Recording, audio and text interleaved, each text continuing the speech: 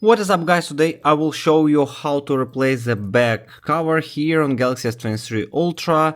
Actually already got a new one. It's cost around $5, so with Samsung logo on it. Now let's replace it from the old phone, remove this old broken one and install the new one within like 10 minutes. So here what you need to have, everything is here, and let's do it now.